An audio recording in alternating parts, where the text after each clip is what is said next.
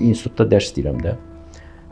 4 aya bir semestrə adam fəlsəfə öyrənməlidir və ya başqa bir fənni öyrənməlidir.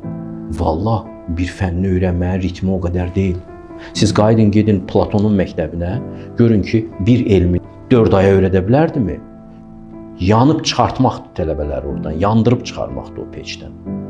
Bizim təhsilimiz elə bir tələblərlə, elə bir sürətli tələblərlə qoyulub ki, yəni mən bunu elə orta məktəbdə oxuyanda hiss eləmişdim. Anlamadığım şeylərdən inşa yazdırırdılar bizə. Uşaq idik, müqavimətimiz yox idi. Şamama Həsənovadan gürültülü, pafoslu cümlələr yazırdım. İndi də yadıma düşəndə diksinirəm. Tərbiyəmi pozurdular. Məni məcbur eləməklə ona. Amma qiymət almalıydın, bir şeylər yapmalıydın.